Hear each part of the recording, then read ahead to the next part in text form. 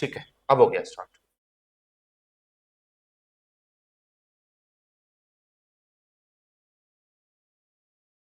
ठीक है, चलो अब देखो, आज की क्लास के अंदर हम लोग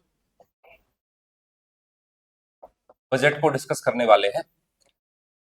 तो एक तो ये है कि जो अभी के टाइम पे इंट्रोड्यूस हुआ है, पेश किया गया है, एक तो इसको समझेंगे। इससे पहले जो है इसके जो कॉन्स्टिट्यूशनल प्रोविजन है, संवैधानिक प्रावधान है, वो सारे के सारे आपको समझने हैं। जैसे हलवा सेरेमनी क्या होती है, क्यों की जाती है, और बजट के डॉक्यूमेंट जो है कैसे पेश किए जाते हैं और कैसे कैसे जो है वो पास होते हैं। ये पीपीटी वगैरह स्लाइड्स वगैरह मिल जाएगी, तो आप आराम से जो है सुनना। देखो, हमारे कॉन्स्टिट्यूशन के अंदर इस वर्ड का कहीं पर भी जिक्र नहीं किया गया है कि बजट वर्ड जो है ना, वो कॉन्स्टिट्यूशन में नहीं लिखा हुआ है। बजट जो है जिस वर्ड से आया है, वो फ्रेंच भाषा का एक वर्ड है, बुजेट। क्या है? बुजेट। और बुजेट का मतलब होता है चमड़े का थैला। क्या होता है? चमड़े का थैला। अब आप एक चीज बताओ कि आपके पास पर्स होता है, वो भी जनरली किसका होता है? चमड़े का होता है। और चमड़े के थैले या चमड़े के पर्स में कोई भी इंपॉर्टेंट डॉक्यूमेंट रखे जाते हैं। तो हुआ क्या था कि वहां पर एक कार्टून जो है रिलीज हुआ था फ्रांस के अंदर, कि एक वहां के कोई मंत्री जो है अपने हाथ में चमड़े का थैला लेकर संसद की तरफ जा रहे थे, पार्लियामेंट की तरफ जा रहे थे। तो हमने एक लॉजिक लगाया कि यार, ये जो चमड़े का थैला है ना, इसके अंदर कुछ महत्वपूर्ण डॉक्यूमेंट होंगे। ऐसे डॉक्यूमेंट होंगे जो सरकार चलाने के लिए जरूरी होते हैं। सरकार के लिए क्या है?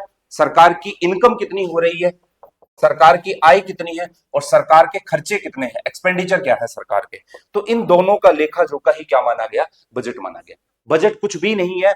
बजट सरकार की इनकम क्या है और सरकार के खर्चे क्या है, इन दोनों चीजों के डिफरेंस को ही क्या देखा जाता है? बजट देखा जाता है। जैसे फॉर एग्जाम्पल के तौर पे एक आम आदमी जो है अपना बजट बनाता है। आप अपना बजट बनाते हो नहीं बनाते? अरे हाँ ना बोलो। बनाते हो? नहीं बनाते होंगे। ठीक है। आपकी आमदनी कितनी है, पैसा कितना आ रहा है, और आपका खर्चा कितना हो रहा है, पैसा कहां से? फॉर एग्जाम्पल के तौर पे मान लो कि आप कोई पार्ट टाइम जॉब कर रहे हो, तो आपके पास पैसा आ रहा है। एग्जाम्पल के तौर पे घर वाले जो आपको कुछ अमाउंट दे रहे हैं, वो आपके पास पैसा आ रहा है। और दूसरी तरफ आपका क्या है? खर्चा। खर्चा भी आप एक जगह लिखोगे, किसी का फोन का रिचार्ज करा दिया, किसी को जो है मैकडी की मील खिला दी, तो ये क्या हुए? आपके खर्चे हुए। तो एक तरीके से सरकार की आमदनी और सरकार के खर्चे, इनका लेखा जोखा क्या कहलाता है? बजट। ऐसे ही भाई अपनी एकेडमी का बजट होगा, सीए तैयार करता है। ऐसे ही फॉर एग्जाम्पल सरकार का बजट होता है। ऐसे ही केंद्र सरकार और राज्य सरकार का बजट है। तो बजट जिस वर्ड से आया है, वो कौन सा वर्ड था? बुजेट। और बुजेट का मतलब क्या होता है? चमड़े का थैला। चमड़े के थैले का सिंपल मीनिंग ये हुआ कि ऐसा कोई भी डॉक्यूमेंट, ऐसा कोई भी बैग जिसके अंदर सरकार के महत्वपूर्ण डॉक्यूमेंट रखे जाते हैं। यहां तक की चीजें हुई क्लियर। अब यहां पर हम लोग आगे समझते हैं। देखो, थोड़ा सा मैं बजट के बैकग्राउंड की बात करूंगा कि भारत के अंदर बजट की शुरुआत जो है किस तरीके से हुई। देखो, 1857 के अंदर अगर आप लोग देखोगे, सुनते हुए चलना, ये सारी चीजें आपको मिल जाएगी लिखी हुई। 1857 के अंदर भारत के अंदर एक बहुत बड़ा विद्रोह होता है, जिसको आप लोग 1857 के विद्रोह के नाम से जानते हो। सुना होगा आप लोगों ने हिस्ट्री के अंदर। 1857 के विद्रोह के बाद एक बहुत बड़ा चेंज आया सरकार के अंदर।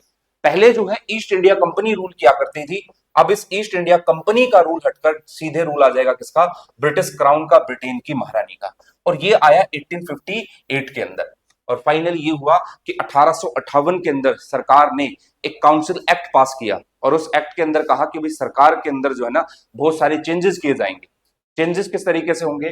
कंपनी का शासन खत्म होकर किसका शासन आ जाएगा? ब्रिटिश क्राउन का। तो सीधे ही यहां से 1858 के बाद कहीं ना कहीं खर्चों को भी मैनेज करने की बात आएगी।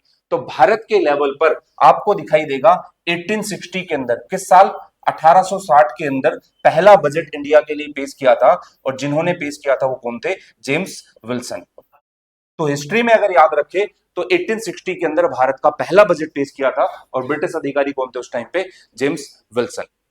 पहले क्या होता है कि भाई जेम्स विल्सन 1860 में बजट पेश करते हैं। बजट मतलब वही सरकार की इनकम और सरकार के खर्चे। यहां पर मैं किस सरकार की बात कर रहा हूं? ब्रिटिश गवर्नमेंट की बात कर रहा हूं, ब्रिटिश सरकार की बात कर रहा हूं। आगे चलकर हुआ क्या? 1919 का, 1919 का एक्ट आया। 1919 के एक्ट के अंदर एक प्रोविजन किया गया। क्या प्रोविजन किया गया? ये प्रोविजन किया गया कि अगले 5 साल के अंदर, कितने साल के अंदर? अगले 5 साल के अंदर जो रेल बजट है और सरकार का जो आम बजट है, जो जनरल बजट है, इन दोनों बजट को हम क्या कर देंगे? सेपरेट कर देंगे। क्या कर देंगे भाई? सेपरेट कर देंगे। आम बजट और रेल बजट को क्या किया जाएगा? अलग किया जाएगा। आपको पता है कि भारत के अंदर रेलवे का डेवलपमेंट किस टाइम पे, 1853 के टाइम पे जो है पहली रेल चलाई गई थी, और उसके बाद जो है लगातार रेलवे का विकास होता गया। और जाहिर सी बात है कि भाई जब रेलवे का विकास हो रहा है तो भारत के लोग के लिए तो रेल बहुत बड़ी बात होती थी। पहले जो आम बजट का हिस्सा होता था वो ना के बराबर होता था। सरकार के लिए सबसे बड़ी घोषणा किसके रूप में होती थी? रेल के रूप में। तो रेल बजट को आम बजट से अलग किया जाएगा, कब किया जाएगा? अगले 5 साल में। बताना कब, कौन से एक्ट के अंदर ये बात की गई है? 1919 के एक्ट में। अगले 5 साल कब पूरे होने हैं? 1924 के अंदर।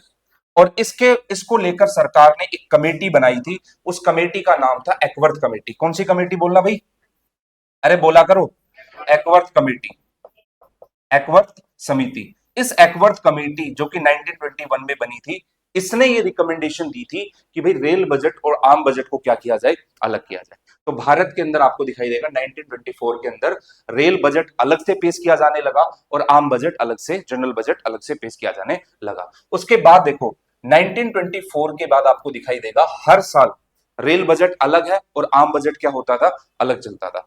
फिर फाइनली क्या हुआ भाई? 15 अगस्त 1947 को देश क्या हुआ? आजाद हुआ।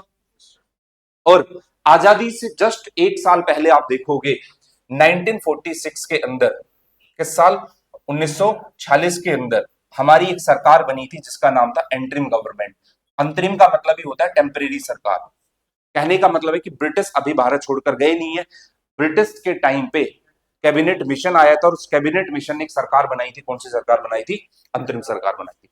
अच्छा, इस अंतरिम सरकार के जो फाइनेंस मिनिस्टर थे वो एक मुस्लिम मेंबर थे और उनका नाम था लियाकत अली। क्या था? लियाकत अली। तो ध्यान रखना कि 1946 के टाइम पे जो अंतरिम सरकार का बजट था वो किन्होंने इंट्रोड्यूस किया था? लियाकत अली ने। अब 15 अगस्त 1947 को देश आजाद हो गया और आजाद होते के साथ ये सवाल उठा कि अब भारत का बजट जो है वो जनरली कौन इंट्रोड्यूस करेगा। तो इंडिपेंडेंट इंडिया का पहला बजट जो पेश किया गया था 15 अगस्त 1947 के बाद, वो के आर षणमुगम चेट्टी ने, किसने किया था? के षणमुगम चेट्टी। इन्होंने पेश किया था? के षणमुगम चेट्टी ने। तो अगर एग्जाम में क्वेश्चन आ जाए कि इंडिपेंडेंट इंडिया का पहला बजट किसने पेश किया था, तो वो था के षणमुगम चेट्टी ने। और आपको पता है कि उसके बाद 1950 के अंदर, 1950 के अंदर हमारा संविधान बन गया। तो संविधान बना तो उस टाइम पे जो बजट इंट्रोड्यूस किया था वो किन्होंने पेश किया था? जॉन मथाई ने। अगर रिपब्लिक इंडिया का बजट पूछे कि रिपब्लिक इंडिया का बजट किसने पेश किया था, तो नाम किसका आएगा? जॉन मथाई का। अगर क्वेश्चन आए कि इंडिपेंडेंट इंडिया का बजट किसने पेश किया था, स्वतंत्र भारत का, तो किसका नाम आएगा? षणमुगम चेट्टी का। अगर एंट्रिम गवर्नमेंट का बजट पूछे तो नाम किसका आएगा? लियाकत अली का।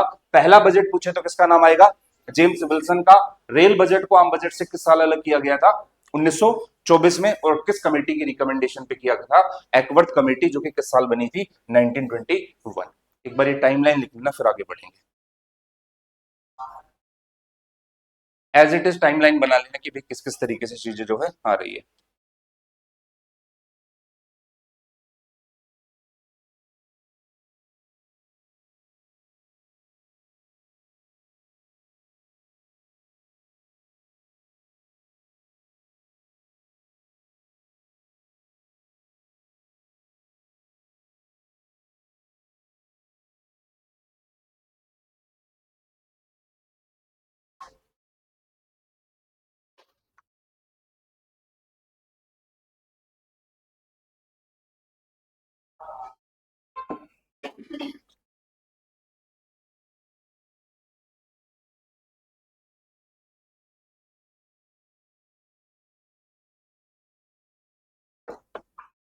लिख लिया? अरे हाँ ना बोला करो।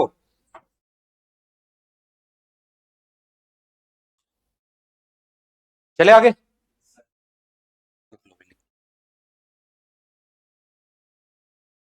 देखो,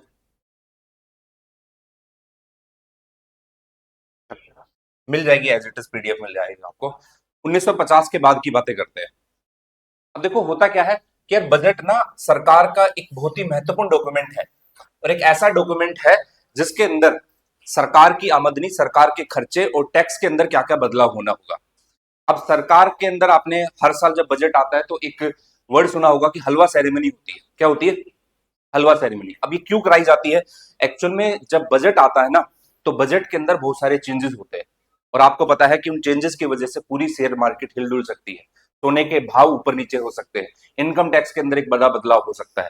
तो सरकार पहले के टाइम पे क्या करती थी, अब तो सरकार पहले से जो है डिसीजन ले लेती है, लेकिन बजट से पहले क्या चीज महंगी होगी, सस्ती होगी, इन सारी चीजों का रेट जो है पता चल जाता था। जैसे इस बार का जो बजट आया, उसने शेयर मार्केट को एकदम से धड़ाम से नीचे गिरा दिया, क्योंकि वो सिक्योरिटी ट्रांजेक्शन टैक्स जो था ना, वो सरकार ने क्या किया था, थोड़ा सा बढ़ा दिया था। इसलिए सरकार का एक ऐसा डॉक्यूमेंट है जो कि बड़ा ही सीक्रेट डॉक्यूमेंट होता है। इसलिए जो लोग बजट को तैयार करते हैं ना, तो उनको एक बंद कमरे के अंदर रखा जाता है, मतलब एक घर के अंदर रखा जाता है, उसी के अंदर वहीं पर उनका खाना पीना होता है, और बाकी सभी मेंबर के पास बजट उसी दिन आता है जिस दिन आप लोग के पास आता है। कहने का मतलब है कि जिस दिन फाइनेंस मिनिस्टर की स्पीच होती है ना, उसी दिन बाकी सांसदों को पता चलता है कि हाँ भाई, बजट के अंदर ये प्रावधान है। बजट सरकार का बहुत ही महत्वपूर्ण दस्तावेज है। बजट गिरने का मतलब ये है कि सरकार ही गिर जा रही है। इसलिए सरकार यहां पर हलवा सेरेमनी कराती है कि भाई हलवे से उसकी क्या कर रहे हैं, शुरुआत कर रहे हैं, और किसी को नहीं पता चलना चाहिए कि बजट के अंदर क्या क्या चीजें हैं। जैसे फॉर एग्जाम्पल के तौर पे, बजट पेश करने से, घोषणा से पहले आपको पता चल जाए कि सोना ऊपर नीचे जाना है, आप तुरंत कालाबाजारी कर दोगे एक ही दिन के अंदर। आपको पता चल जाए कि शेयर मार्केट ऊपर नीचे जानी है, आप शेयर मार्केट के अंदर जो है एकदम से पैसा लगाओगे, या एकदम से पैसा क्या करोगे, निकाल लोगे। इससे जो है बहुत बड़े चेंजेस हो सकते हैं।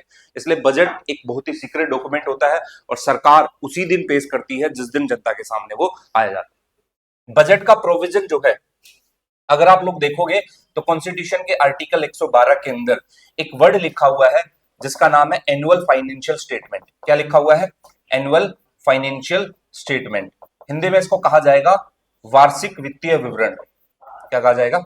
वार्षिक वित्तीय विवरण। अब नाम से ही पता चल रहा है, साल भर का फाइनेंशियली लेखा जोखा जो होता है, उसको क्या कहते हैं हम लोग, आम भाषा में बजट बोलते हैं, लेकिन टेक्निकल टर्म में उसका नाम क्या है, एनुअल फाइनेंशियल स्टेटमेंट। किस आर्टिकल के अंदर मेंशन किया गया है? आर्टिकल 112 के अंदर बजट को मेंशन किया गया है। ठीक है। अब देखो, बजट पार्लियामेंट के अंदर जो है टोटल 6 स्टेजेस के अंदर पास होता है। बजट के टोटल कितने स्टेजेस होते हैं? 6 स्टेजेस होते हैं, 6 चरण होते हैं। उन 6 चरणों के अंदर क्या कराना पड़ता है? बजट पास कराना पड़ता है। कैसे होते हैं वो 6 स्टेजेस, मैं आपको बता देता हूं। सबसे पहले जो पहला स्टेज होता है, उस पहले स्टेज के अंदर फाइनेंस मिनिस्टर बजट को प्रेजेंट करेंगे, बजट को प्रस्तुत करेंगे। जिस टाइम पे बजट की स्पीच होती है, बजट को पेश किया जाता है, जब आपको लगता है ना कि हाँ भाई बजट आ गया है, वो होता है बजट की पहली स्टेज। और कहा जाता है कि भारत के अंदर सभी लोगों को, कुछ चुनिंदा लोगों को छोड़कर, सरकार के लोगों को छोड़कर, पहली बार पता कब चलता है? जिस दिन भारत के वित्त मंत्री का, फाइनेंस मिनिस्टर का भाषण होता है। और ध्यान रखना कि राष्ट्रपति को यह पावर दी गई है कि राष्ट्रपति बजट को क्या कराए, पेश करवाए। तो राष्ट्रपति की तरफ से बजट को कौन पेश करते हैं? वित्त मंत्री, फाइनेंस मिनिस्टर। फाइनेंस मिनिस्टर ने बजट को प्रस्तुत किया। ये कौन सी स्टेज होती है? पहली स्टेज होती है। पहली स्टेज के बाद बजट की जो सेकंड स्टेज आती है, उसमें लिखा हुआ जनरल डिस्कशन।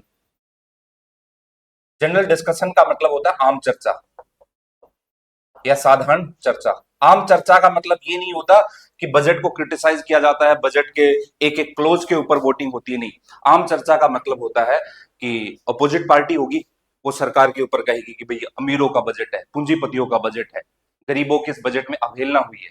और ये लोग क्या कहेंगे, सरकार वाले, कि ये सबका साथ सबका विकास करता है, ये 3 कर्तव्यों की बात करता है। इसका मतलब हुआ कि जो सरकार होगी वो सिर्फ इसकी बढ़ाइयां करेगी बजट की, जो ओपोजिशन होगा वो क्या करेगा, बुराइयां करेगा। ठीक है। तो बजट का जो दूसरा स्टेज होता है, उसमें सिर्फ चर्चाएं होती है। चर्चा का मतलब होगा कि सिर्फ बातें बोली जाती है, किसके बारे में? बजट के बारे में। तो पहली स्टेज कौन सी है, बोलो? फाइनेंस मिनिस्टर बजट को पेश करते हैं। दूसरी स्टेज कौन सी है? जनरल डिस्कशन होता है, आम डिस्कशन। 3 से 4 दिन तक माना जाता है कि ये पूरी स्टेजेस होती है, और फिर उसके बाद बजट जाता है कमेटी स्टेज के पास। किसके पास? थर्ड स्टेज जो होती है वो कमेटी। और कमेटी में भी डिपार्टमेंटल कमेटी होती है। डिपार्टमेंटल कमेटी, जिसको आप लोग कहोगे विभागीय समिति। अब आप कहोगे सर ये विभागीय समिति क्या होती है? टोटल डिपार्टमेंटल कमेटी है 24। कितनी है भाई? 24 है। भारत के अंदर देखो, बजट के अंदर हर डिपार्टमेंट के बारे में कुछ ना कुछ प्रावधान होते हैं, कुछ ना कुछ प्रोविजन होते हैं। जैसे हेल्थ को लेकर सरकार ने क्या घोषणाएं की है, इंफ्रास्ट्रक्चर को लेकर सरकार ने क्या डिक्लेरेशन दी है, उसके अलावा सर्विस सेक्टर को लेकर सरकार की क्या योजना है। तो सारी की सारी कमेटी जो होती है वो टोटल 24 होती है, और वो 24 डिपार्टमेंटल कमेटी इस बजट के सारे प्रोविजन के ऊपर काम करेगी। जैसे एक हेल्थ की कमेटी हो गई, एक एजुकेशन की कमेटी हो गई।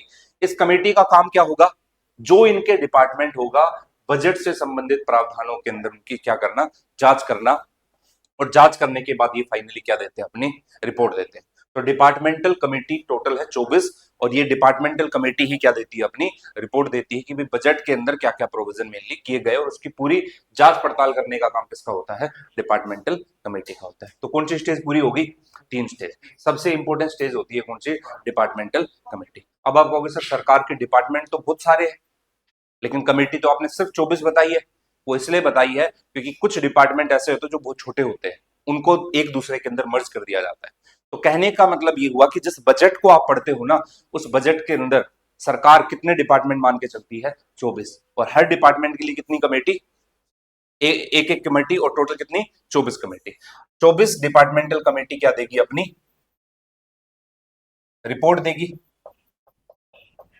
और डिपार्टमेंटल कमेटी की रिपोर्ट आने के बाद जो अगला फेज आता है, जैसे रिपोर्ट दे दी, सब कुछ बता दिया बजट के बारे में, और अगला स्टेज आता है डिमांड ऑफ ग्रांट का। किसका भाई, डिमांड ऑफ ग्रांट। अब आप कहोगे सर ये क्या होता है, हिंदी में इसको कहा जाता है अनुदान की मांग, अनुदान की मांग। तो फोर्थ स्टेज कौन सा हो गया, डिमांड ऑफ ग्रांट, अनुदान की मांग। अब आप कहोगे सर डिमांड ऑफ ग्रांट क्या होता है। देखो, बजट किसने पेश किया है, सरकार ने। सरकार मतलब बीजेपी, बीजेपी ने बजट पेश किया है। तो पहले तो ये स्टेजेस पूरी होगी, रिपोर्ट आ जाएगी कमेटी की, पक्ष विपक्ष दोनों पढ़ लेंगे। फिर डिमांड ऑफ ग्रांट मतलब पैसा मांगा जाता है, डिमांड ऑफ ग्रांट को पारित कराया जाता है। पारित कराने का मतलब है कि भाई हमें जो है ना 10,000 करोड़ रुपए जो है एसएमई एमएसएमई स्कीम के लिए चाहिए, 5,000 करोड़ एसएचई मार्ट के लिए चाहिए, हॉस्टल बनाने हैं महिलाओं के लिए, उसके लिए इतना पैसा चाहिए। तो इसका मतलब है कि पैसा मांगा जाता है किसके थ्रू, डिमांड ऑफ ग्रांट। नाम से ही पता चल रहा है डिमांड करना किसकी, ग्रांट की। अब किसके सामने करेंगे, संसद के सामने, मेंबर के सामने। एट द एंड पैसा किसका है, जो लोग वहां बैठे उनका पैसा नहीं है, हमारा पैसा, जनता का पैसा है। हम टैक्स देते हैं, जो टैक्स देते हैं उसी से सरकार क्या करती है, खर्चा करती है। तो क्या होगा, डिमांड ऑफ ग्रांट होगा।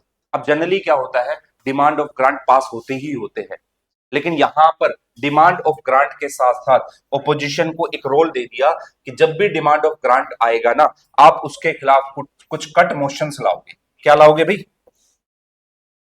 कुछ कट मोशन। कट मोशन को कहा जाता है कटौती प्रस्ताव, कटौती प्रस्ताव। अभी लिखना मत, पहले सुन लेना। कट मोशन, ध्यान रखना, डिमांड ऑफ ग्रांट की, पैसे की मांग कौन करेगी, जिसकी पार्टी है, जिसकी सरकार है, बीजेपी। और कट मोशन कौन लाएगा, दूसरी पार्टी वाले।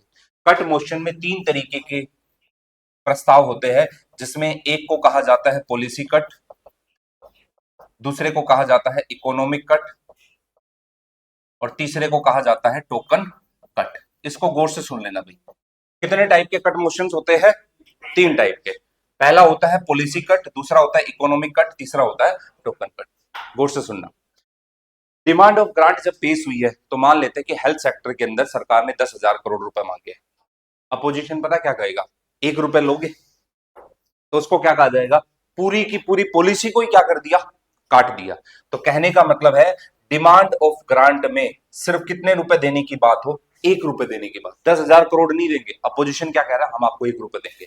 इसका मतलब है कि सरकार की नीतियों की आलोचना कर रहा है कौन, विपक्ष। किसके थ्रू, पॉलिसी कट के थ्रू। तो ध्यान रखना, 10,000 करोड़ की डिमांड घटाकर कितने रुपए करने की बात हुई, 1 रुपए। ये प्रैक्टिकल लाइफ में कभी होता नहीं है, क्योंकि देखो बजट पास होता है संसद के द्वारा, और संसद मतलब सरकार, उनकी मेजोरिटी होती है, तो आसानी से बजट पास कर देती है। इकोनॉमिक कट के अंदर क्या होता है, अब यहां पर देखो इकोनॉमिकली बात हुई है। इकोनॉमिकली कट के अंदर होता है कि एक फिक्स्ड अमाउंट कट कर दिया जाता है। जैसे फॉर एग्जांपल के तौर पे डिमांड की है 500 करोड़ की, और ये बोल दिया जाए कि नहीं भी 500 नहीं, 480 करोड़ रुपए हम आपको देंगे, 20 करोड़ रुपए की आप इसमें कटौती कर लो। ये क्या हो गया, इकोनॉमिक कट, आर्थिक तौर पर कटौती। ठीक है। तीसरा होता है कौन सा, टोकन कट। अब विपक्ष होता है भाई, विपक्ष को कुछ ना कुछ तो चाहिए। वो तीसरा बोलता है कि भाई देखो, आपकी योजना, कुछ योजनाएं ऐसी होती है जो जरूरी होती है। जैसे भाई किसानों को लेकर सरकार ने कुछ योजना की घोषणा की है, तो विपक्ष को भी पता है कि अगर हम किसानों की योजना के बारे में कुछ बोलेंगे ना, तो भारत के किसान नाराज हो जाएंगे। इसलिए हम नाम मात्र का बोल देते हैं कि भाई देखो, आपका ये प्रोग्राम ठीक है, लेकिन आप इसमें सिर्फ हमारे कहने पर, आपसे रिक्वेस्ट है, प्लीज इसमें 100 रुपए कम कर लो। सिर्फ कितने रुपए कम करने की बात हो? 100 रुपए कम करने की, रिड्यूस करने की बात हो, कितने? 100 रुपए की। जैसे आप अपने लेवल पर लेकर चलो कि आप आए मेरे पास और हमने फीस बताई आपको कि भाई फीस है आपके कोर्स के लिए कितनी, मान लेते हैं कि 15,000।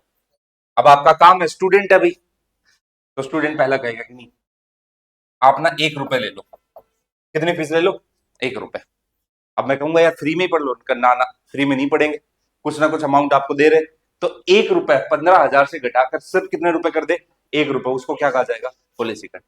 फिर 15,000 रुपए में कहोगे सर जो है, आप थोड़ा सा बीच में देख लो, इतनी जो है इनकम नहीं है, फादर जो है इस तरीके से काम करते हैं, तो आप एक काम करो, कुछ फिक्स अमाउंट कर लो, 13,000 के आसपास ले लो। तो ये कौन सा कट हुआ?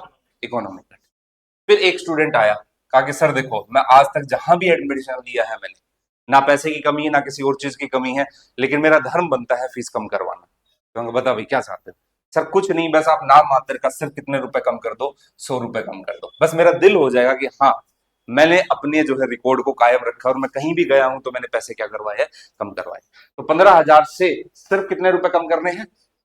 100 रुपए कम करने। तो ये 3 टाइप के कट है। तो पूछता हूं आप लोगों से, डिमांड ऑफ ग्रांट कौन पेश करता है? सरकार। और ओपोजिशन क्या पेश करती है? Cut motion. कट मोशन कितने टाइप के होते हैं? 3 टाइप के। सबसे पहला पॉलिसी कट, घटाकर कितने रुपए? 1 रुपए। दूसरा इकोनॉमिक कट, इकोनॉमिक कट में एक फिक्स अमाउंट रिड्यूस होगा। और तीसरा कौन सा होता है? Token cut. टोकन कट में कितने रुपए हो जाएंगे? 100 रुपए हो जाएंगे। इसको हिंदी में कहते हैं नीतिगत कटौती, इसको कहा जाता है आर्थिक कटौती, और इसको कहा जाता है सांकेतिक कटौती। तो देखो, पहली स्टेज हुई, दूसरी स्टेज हुई, तीसरी स्टेज हुई, और ये पूरी की पूरी कौन सी स्टेज होती है? Fourth stage. अब यहां पर अगर कट मोशन पास हो जाता है, तो कहने का मतलब कि सरकार गिर जाएगी, मंत्री परिषद को इस्तीफा देना पड़ेगा। क्योंकि ये इसलिए होता है कि भाई उनका भरोसा ही नहीं है, जो बजट बना रहे, जो पैसा खर्च कर रहे हैं, उनकी मेजोरिटी नहीं है और उनको अधिकार नहीं है भारत के अंदर बजट पेश करने का। इसलिए कट मोशन जनरली पास नहीं होते। कट मोशन सिर्फ एक तरीका होता है सरकार को की नीतियों की आलोचना करने का। ठीक है, तो 4 स्टेजेस हो गई। अब देखो, डिमांड ऑफ ग्रांट पास हो जाता है, इसके ये पूरी की पूरी स्टेजेस का नाम होता है passing of demand of grant, कि अनुदान की मांग का पारित हो जाना, पास हो जाना। कहने का मतलब है कि जो पैसा मांगा गया है वो क्या हो गया? पास हो गया। अब आप कहोगे सर सरकार ऐसे तो कोई भी खर्चा कर देगी। ऐसे नहीं होता है। एक एक पैसे का हिसाब किताब जो है सीएजी रखता है, सरकार ने कौन सी योजना के लिए कहां का खर्च किया है, सीएजी भी रखता है। और एक कमेटी होती है, पब्लिक अकाउंट कमेटी, उस कमेटी को ये पता है कि भाई सरकार ने किस योजना के लिए कितना कितना खर्च किया है। तो फाइनली कौन सी स्टेज पास हो गई? Fourth stage. और सरकार के पास पैसे आ गए। पैसे आने का मतलब है कि सरकार के पास जो भी पैसा आता है ना, वो एक फंड में आता है, जिसको बोलते हैं कंसोलिडेटेड फंड ऑफ इंडिया। क्या बोलते हैं? Consolidated fund of India. Hindi में कहा जाता है भारत की संचित निधि। जो भी पैसा आता है और जो भी पैसा खर्च होता है, वो एक ही फंड में जाता है। उस फंड का नाम क्या है? Consolidated fund of India, Bharat की संचित निधि। फॉर एग्जाम्पल के तौर पे मान लो कि एकेडमी का जो भी पैसा आया, एक फिक्स अमाउंट अकाउंट से जाएगा और उसी फिक्स अमाउंट से क्या होगा? खर्चा होगा। दूसरा क्या है कि उस अकाउंट के बिना, मतलब वहां से मैं बिना मंजूरी के एक पैसा ना तो खर्च कर सकता हूं और ना एक पैसा उसके अंदर डाला जा सकता। डाला तो जा सकता है, मतलब खर्चा नहीं। एक एक पैसे का क्या होता है? हिसाब किताब होता है। अब बताना, क्या आप अपने पैसे का हिसाब किताब रखते हो? नहीं रखते। लेकिन हो सकता है कि आपके फादर ने आपको पैसा दिया, वो हिसाब किताब रखते हो। तो बचपन में जैसे आप लोगों ने खूब गालियां सुनी होगी, आरामखोर तेरे को 5,000 रुपए दिए थे कॉलेज की फीस के नाम के, 5,000 रुपए तक कहाँ कहाँ खर्च हुए? तो आप कहोगे 4,999 तो फीस चली गई, बचा 1 रुपया, ये लो 1 रुपए। ठीक है, तो कहने का मतलब है कि जिस तरीके से हमारे पेरेंट्स, हमारे माँ बाप हमारे ऊपर खर्चे की निगरानी रखते हैं, ऐसी सरकार भी क्या रखती है? निगरानी रखती है। तो एक पैसा आप क्या नहीं कर सकते? खर्च नहीं कर सकते। जैसे लालू प्रसाद यादव ने क्या किया? चारा खा गए, ठीक है, खाना तो क्या चाहिए था? भैंसों को खाना चाहिए था, चारे को निगल गए। तो ये सारी रिपोर्ट सीएजी ने निकाली थी। उन्होंने देखा कि भाई साहब, चारा किसी ना किसी ट्रक में भर के गया होगा, ट्रक का कुछ ना कुछ चेचिस नंबर वगैरह होगा, इंजन नंबर होगा। तो पता चला सीएजी को यार जिस ट्रक से सामान गया है दिल्ली से, मतलब नॉर्थ इंडिया से, मतलब बिहार की तरफ, यहाँ दिल्ली के आसपास के एरिया से बिहार की तरफ गया है, वो एक स्कूटर का नंबर है। किसका नंबर है? स्कूटर का नंबर। इसका मतलब है कि वहां से सारा उनका जो है घोटाला उजागर हुआ। तो जितने भी सरकार पैसे खर्च करती है ना, उस खर्चे का जो है एक एक हिसाब जो है सरकार को देना पड़ता है। इसलिए सरकार ऐसे नहीं कि भाई ठीक है पैसा आ गया और पैसा खर्च कर दिया। ये किसका पैसा है? वो एट द एंड जनता का पैसा। ठीक है, तो ये 4 स्टेजेस हो गई। सरकार के पास पैसा आ गया, किस फंड के अंदर आया बोलना? Consolidated fund of India. अब देखो 5वीं स्टेज क्या होती है। चौथी स्टेज के बाद जो 5वीं स्टेज आती है, वो 5वीं स्टेज आती है एप्रोप्रिएशन बिल की। किसकी? एप्रोप्रिएशन, थोड़ा सा एप्रोप्रिएशन बिल, इसको हिंदी में कहा जाएगा विनियोग विधेयक। अब आप कहोगे सर ये विनियोग विधेयक क्या होता है? ये होती है कौन सी स्टेज? 5वीं स्टेज, 5th स्टेज। विनियोग विधेयक का मतलब होता है कि सरकार का जिस भी फंड के अंदर पैसा जमा है वहां से एक भी रुपए निकाला जाएगा तो पार्लियामेंट की मंजूरी ली जाएगी। देखो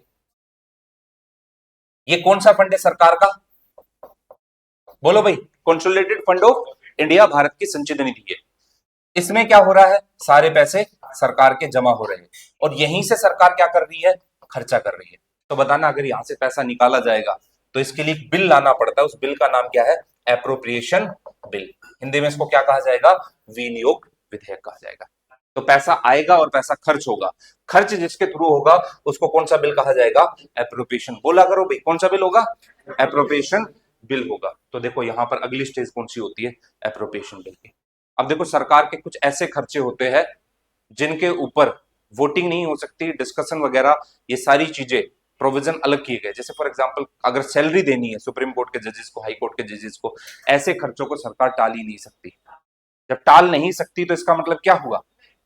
इसका मतलब कि वो एप्रोप्रिएशन बिल तो पास हो गई होगा। तो एप्रोप्रिएशन बिल का मतलब सरकार जो है कंसोलिडेटेड फंड ऑफ इंडिया से क्या कर रही है? खर्च कर रही है। अब देखो जो लास्ट स्टेज होती है 6th स्टेज, उस 6th स्टेज के अंदर आता है फाइनेंस बिल का पास होना, पासिंग ऑफ फाइनेंस बिल। वित्त विधेयक। वित्त विधेयक जनरली क्या होता है? ये टैक्स से संबंधित होता है। किससे रिलेटेड होता है? ये टैक्स से।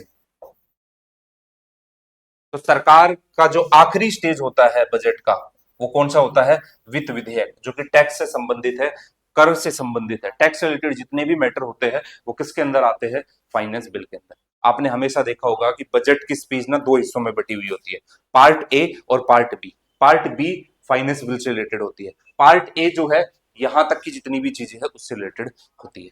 अब एक चीज देखो, बजट प्रेजेंट करना, general discussion, departmental committee, demand of grant, cut motion, उसके बाद एप्रोप्रिएशन बिल और लास्ट स्टेज कौन सी होती है? Finance bill. ये पूरी की पूरी स्टेज होती है किसकी? बजट की। कितने स्टेजेस के अंदर पास होना चाहिए? 6 स्टेजेस के अंदर। अब कितने दिनों में होगा, कैसे होगा, वो भी हम लोग बात करेंगे।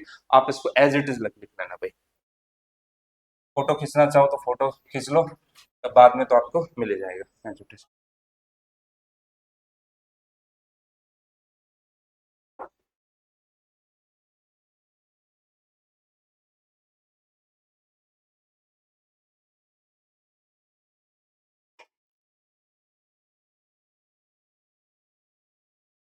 ठीक है, लिख लिया भाई। अब देखो थोड़ा सा समझते हैं।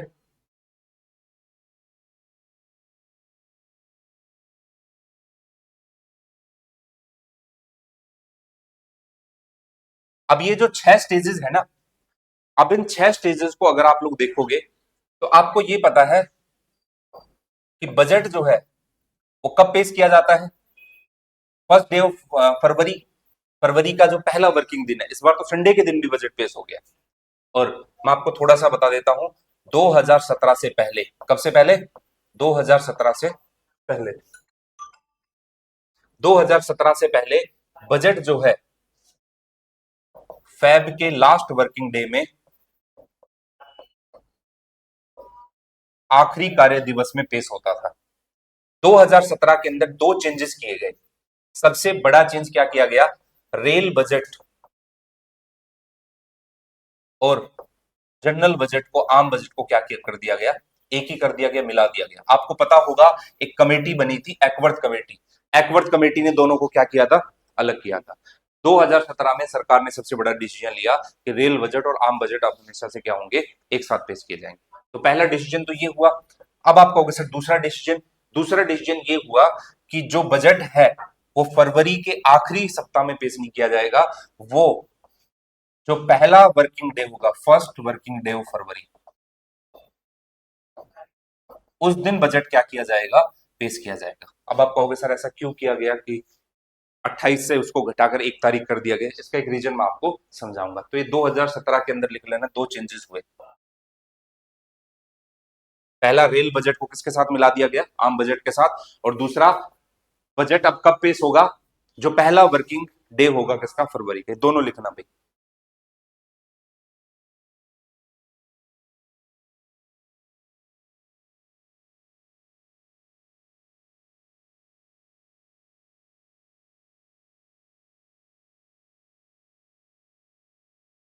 हाँ बिल्कुल।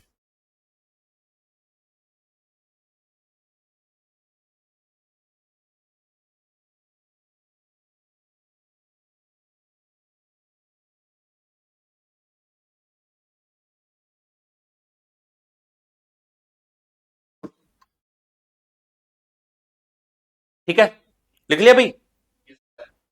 अब आप कहोगे सर ऐसा क्यों किया गया,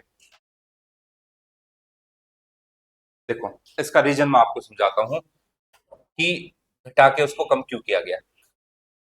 बजट कितने स्टेजेस में पास होना चाहिए, 6 स्टेजेस के अंदर।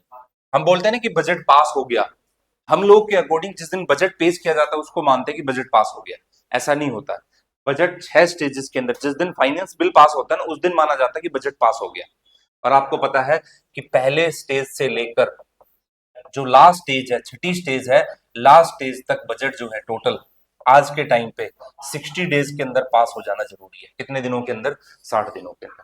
पहले क्या होता था, देखो मेरे को ये बताओ कि बजट सरकार के वो खर्चे होते हैं जो सरकार आने वाले टाइम पे करने वाली है। आने वाले टाइम का मतलब ये हुआ कि 2026-27, 1 अप्रैल, 1 अप्रैल से लेकर 2026 से लेके सरकार 31 मार्च 2027 तक के अपने खर्चों का अनुमान लगाने वाली। भाई एस्टिमेट होते, अब फॉर एग्जांपल के तौर पे मान लो कि मैं एस्टिमेट लगा के चलूं कि मुझे अगले 1 साल के अंदर एकेडमी के ऊपर कितना खर्च करना है, एस्टिमेट है मेरा।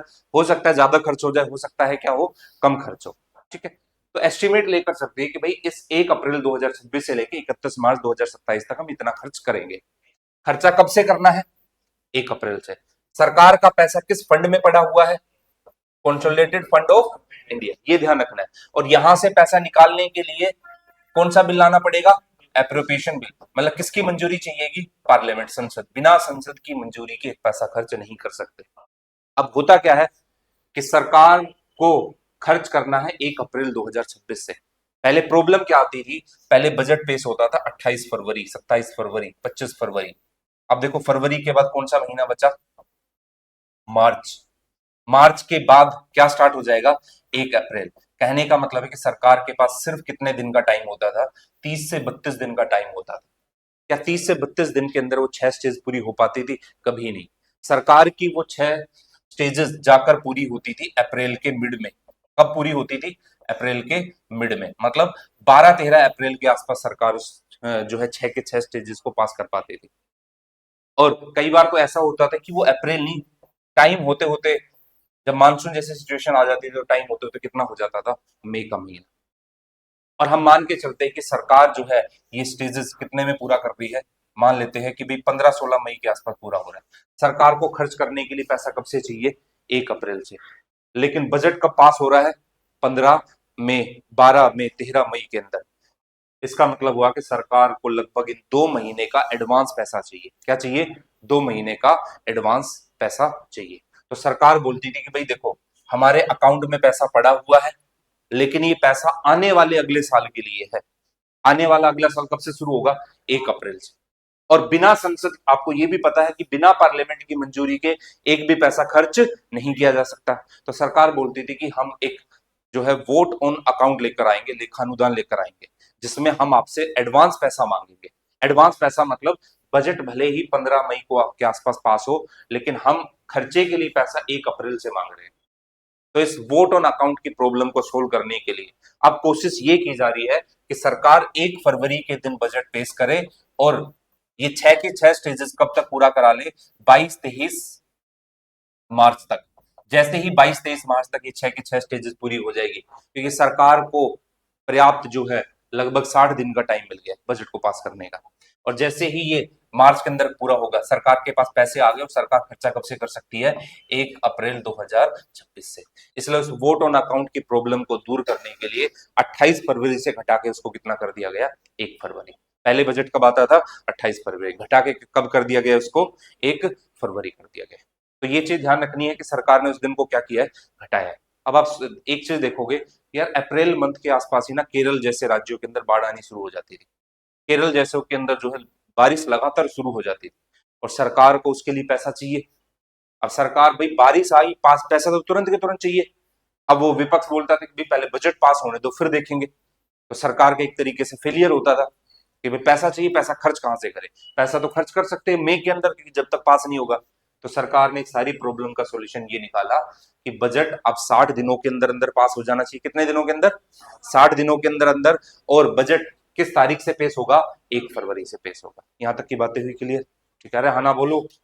चलो, तो ये रीजन मैंने आप लोग को बता दिया। इसलिए वोट ऑन अकाउंट जैसी अब कोई चीजें यहां पर नहीं रही है, क्योंकि वोट ऑन अकाउंट 2017 से पहले चलता था। अब वोट ऑन अकाउंट नहीं होता है। अब देखो, सरकार का जितना भी पैसा आता है ना, वो 3 फंड के अंदर आता है। कितने फंड के अंदर? 3 फंड। एक होता है कंसोलिडेटेड फंड ऑफ इंडिया। क्या होता है? Consolidated fund of India. इसको बोलते हैं भारत की संचित निधि। भारत की संचित निधि। मोस्टली पैसा यहां पर पड़ा हुआ होता है। दूसरा होता है कंटीजेंसी फंड। हिंदी में इसको क्या कहा जाएगा? आकस्मिक निधि। कौन सा फंड है भाई? आकस्मिक निधि है। और तीसरा होता है पब्लिक अकाउंट फंड। लोक लेखा निधि। इनसे रिलेटेड दो ही आर्टिकल है, 266 और 267। ठीक है, देखो, सरकार की जितनी भी इनकम हो रही है, जो भी पैसा आ रहा है, वो किस फंड में जमा होता है? संचित निधि में। जो भी खर्चा होता है, इनकम सरकार की इसमें है, और सरकार के खर्चे किसके अंदर है? इसी के अंदर है। सरकार की आय और सरकार के खर्चे किस फंड के अंदर होते हैं? Consolidated fund of India. और एक चीज आपको हमेशा ध्यान रखनी कि यहां से कोई भी पैसा निकालना हो तो किसकी मंजूरी से निकाला जाता है? पार्लियामेंट। बिना संसद की मंजूरी के कंसोलिडेटेड फंड ऑफ इंडिया से एक पैसा खर्च नहीं कर सकते। इमरजेंसी के लिए हमने एक फंड बनाया है जिसका नाम क्या है? Contingency fund. कौन सा फंड है? ये इमरजेंसी के लिए है। अब ऐसी सिचुएशन आ गई कि भाई सरकार जो है पार्लियामेंट का मुंह ना देखे, तो इसलिए कौन सा इमरजेंसी के लिए कौन सा फंड बनाया गया है? आकस्मिक निधि। इस आकस्मिक निधि को किसकी कस्टडी में रखा गया है? भारत के राष्ट्रपति।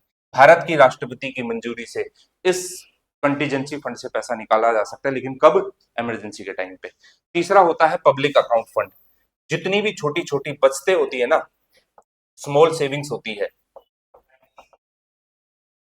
आप बैंक अकाउंट के रूप में, बैंक में जितनी भी सेविंग्स करते हो ना, छोटी बचतें, वो सरकार के पास जमा होती है। और वो किस अकाउंट के अंदर जमा होती है? Public account. मतलब ये जनता का पैसा है, ये भी जनता का पैसा है, लेकिन ये टैक्स दिया हुआ पैसा है। ये वो पैसा है जो आप अपने लिए यूज करने वाले, ये वो पैसा है जो आप सरकार को दे रहे हो। ठीक है, तो जो स्मॉल छोटी सेविंग के रूप में जो फंड होता है, उसको कौन सा फंड बोलते हैं? Public account fund. तो सरकार की 3 निधियां है, इन दोनों को साइड रखो। सबसे बड़ा फंड कौन सा होता है? Consolidated fund of India. सरकार जो भी खर्चा करती है किस फंड से करती है? सीएफआई से। जो भी पैसा आता है वो किसके अंदर आता है? सीएफआई के अंदर। पैसा आना और पैसा जाया जाना वो एक ही फंड है। ठीक है, ये तीनों लिख लेना भाई एक बार, शॉर्ट फॉर्म में लिख लो।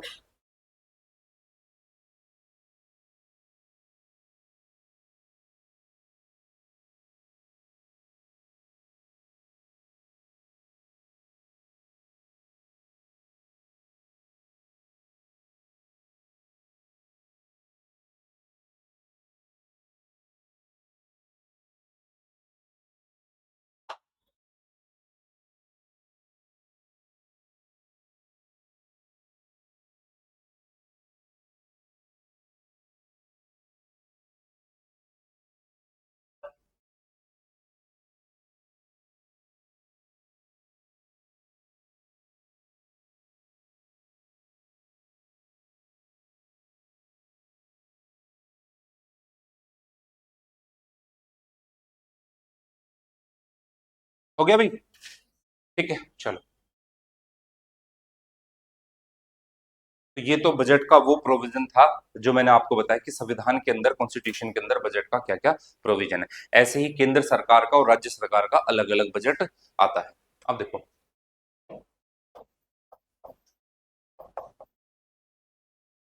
वो तो इकोनॉमिक्स की क्लास के अंदर मैं और डिटेल में बता दूंगा कि बजट को कैसे डिवाइड किया जाता है। यहाँ तो बेसिक प्रोविजन आपको ध्यान रखने हैं।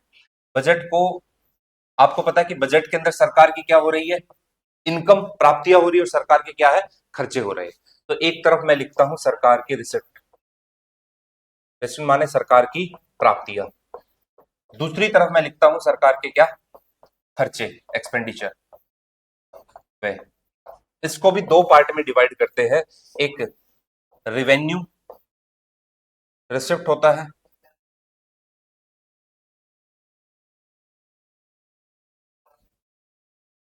इसको हिंदी में कहा जाएगा राजस्व प्राप्तियां। क्या क्या आता है इसके अंदर, वो देख लोगे अभी आप। दूसरा होता है कैपिटल रिसिप्ट, हिंदी में इसको कहा जाता है पूंजीगत प्राप्तियां। ऐसे ही एक्सपेंडिचर के अंदर दो पार्ट डिवाइड कर दोगे, एक तो रिवेन्यू एक्सपेंडिचर, और एक कौन सा होगा आपका, कैपिटल एक्सपेंडिचर, राजस्व खर्चे, और दूसरा होता है पूंजीगत खर्चे। कुछ खर्चे ना जरूरी होते हैं, जैसे फॉर एग्जांपल के तौर पे आप ये बताओ कि मान लो आप पैसा कमा रहे हो, आप कहीं पर नौकरी करते हो, आप उस पैसे को खर्च कर रहे हो, एक मकान खरीद रहे हो, सोना खरीद रहे हो, तो ये एक तरीके से आपकी क्या है, एसेट है। मतलब कैपिटल एक्सपेंडिचर, आप खर्चा कर रहे हो लेकिन कल की डेट को वो आपकी क्या है, एसेट्स है, क्योंकि आपके ऐसे खर्चे हैं जो भविष्य के अंदर आपके लिए काम आने वाले। दूसरे खर्चे होते हैं जो रोजमर्रा के होते हैं। फॉर एग्जाम्पल मान लो कि यहाँ पर मैं एक तो बेसिक खर्चा कर रहा हूँ कि भाई दिन पर दिन इनके टीचर की सैलरी देना, स्टाफ की सैलरी देना, ये मेरे रेवेन्यू एक्सपेंडिचर हुए। लेकिन वही इंस्टीट्यूट से पैसा आया, और उस पैसे से, ऐसा होता नहीं, इतना पैसा आता नहीं है, ठीक है, इस इंस्टीट्यूट के पैसे से मान लो कि मैं दूसरी ब्रांच बना रहा हूँ, या फिर एक नई जगह पर जो है कुछ इन्वेस्टमेंट कर रहा हूँ, तो ये कौन से खर्चे हो गए मेरे, कैपिटल एक्सपेंडिचर। इसलिए आप भी कभी खर्चा करो तो खर्चे के अंदर ज्यादा फोकस आपको किसके ऊपर करना है, कैपिटल एक्सपेंडिचर। ये भविष्य के लिए अच्छे होते हैं आपके लिए। ये वाले यहाँ पर रिवेन्यू रिसिप्ट होती है और दूसरी कैपिटल रिसिप्ट होती है। क्या क्या आता है इसके अंदर वो देख लेंगे। बजट इन दो चीजों का लेखा जोखा होता है, कुछ नहीं है। एनुअल फाइनेंशियल स्टेटमेंट इन दो चीजों की, सरकार के पास पैसा आ रहा है और सरकार के पास पैसा जा रहा है। अब देखो बार बार ना दो तीन टर्म्स आपको देखने को मिलेगी। जैसे बजट के अंदर अगर ये लिखा आ जाए रिवेन्यू डेफिसिट, इसका मतलब क्या हुआ, राजस्व घाटा। तो कुछ की टर्म आपको ध्यान रखनी है। अच्छा, घाटा कब होगा, जब हमारा खर्चा ज्यादा हो और इनकम क्या हो, कम हो। इसलिए मैं यहां पर एक फॉर्मूला लिख देता हूं, रिवेन्यू एक्सपेंडिचर माइनस क्या करूंगा, रिवेन्यू रिसिप्ट। खर्चा ज्यादा हो और रिसिप्ट प्राप्तियां क्या हो, कम हो, तो उसको क्या कहा जाएगा, रिवेन्यू डेफिसिट। ऐसे ही मैं बोलता हूं कैपिटल डेफिसिट, क्या बोलता हूं, कैपिटल डेफिसिट। आप इसको कहोगे पूंजीगत घाटा। अब आप एक चीज बताओ, किसको किसमें से माइनस करें, बोलो भाई। कैपिटल एक्सपेंडिचर को माइनस करोगे कैपिटल रिसिप्ट से, कैपिटल एक्सपेंडिचर को माइनस करोगे कैपिटल रिसिप्ट से। दूसरा देखो, एक होता है इफेक्टिव रिवेन्यू डेफिसिट। क्या होता है, effective revenue deficit. Revenue deficit में से माइनस कर दोगे जो सरकार के द्वारा ग्रांट दिए जाते हैं, ग्रांट गिवन बाय गवर्नमेंट। सरकार, आपको पता है कि भाई राज्य सरकार को भी अनुदान देती है, सहायता देती है, ग्रांट देती है। तो इफेक्टिव रेवेन्यू डेफिसिट उसको कहा जाता है। रेवेन्यू डेफिसिट में से ग्रांट माइनस कर दोगे जो किसने दी है, सरकार ने दी है। जैसे फॉर एग्जांपल के तौर पर आप ऐसा समझो कि अगर मेरे को अपना इफेक्टिव रेवेन्यू डेफिसिट पता करना हो, तो एक तो मेरे खर्चे है वो डेफिसिट है रेवेन्यू वाला। दूसरा क्या है, अगर मैं किसी को सहायता कर रहा हूं, किसी को ग्रांट दे रहा हूं, तो वो कौन सा आ जाएगा, इफेक्टिव रेवेन्यू डेफिसिट। एक होता है प्राइमरी डेफिसिट। क्या होता है, प्राइमरी डेफिसिट। प्राइमरी डेफिसिट को ऐसे देखा जाता है कि टोटल बजट का जो घाटा है, या उसको किसी भी एंगल से देख सकते हो, उसमें से सरकार ने लास्ट लोन की इंटरेस्ट क्या की है, इंटरेस्ट की पेमेंट की है। जैसे फॉर एग्जांपल के तौर पे पिछले साल का जो मेरा लोन चलता आ रहा है उसकी इंटरेस्ट पेमेंट अगर मैं कर रहा हूं तो वो क्या है, प्राइमरी डेफिसिट है। क्या है, प्राइमरी डेफिसिट है। तो आपको ये चार घाटे याद रखने हैं। पहला कौन सा है, बोलो भाई, रिवेन्यू, अरे बोला करो, रिवेन्यू डेफिसिट, जिसको revenue expenditure minus revenue receipt. दूसरा कौन सा है, capital deficit, capital expenditure minus capital receipt. तीसरा क्या है, इफेक्टिव, इफेक्टिव में से ग्रांट माइनस हो जाएगी जो गवर्नमेंट द्वारा किसको दी जाती है, स्टेट को। प्राइमरी के अंदर माइनस क्या हो जाएगा, माइनस पिछले साल की के जो ब्याज का भुगतान किया है सरकार ने, जो लोन लिया था उसका। ये चार टाइप के घाटे आपको जो है ध्यान रखने। एक,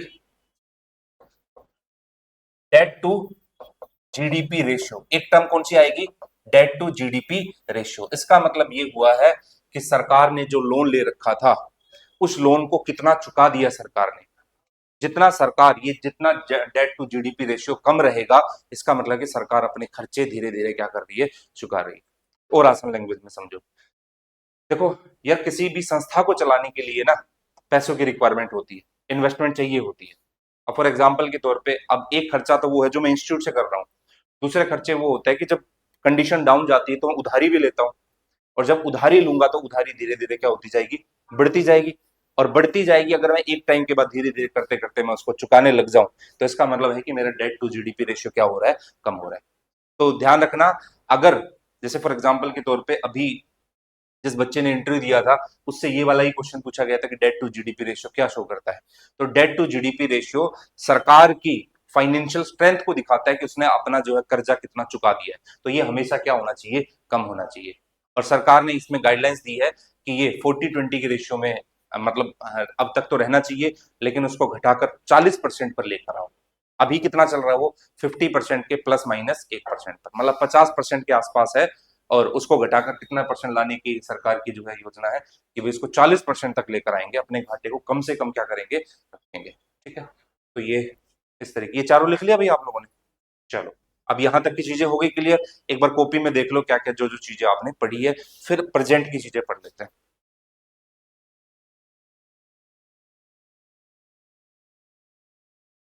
है कुछ मुश्किल बजट, है ना, हाँ ना बोलो। कुछ नहीं है, छोटी मोटी चीजें है बस।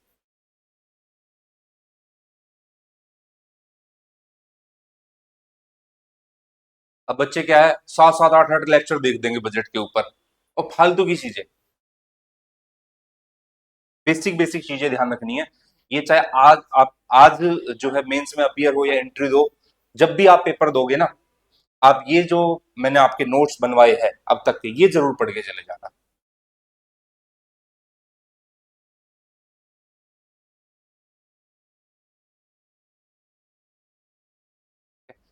अब कुछ ये देखेंगे भाई कौन सा घाटा कितना है, कैसे कैसे है। ठीक है, अब देखो, एक छोटा सा पॉइंट और मैं आपको बताता हूं।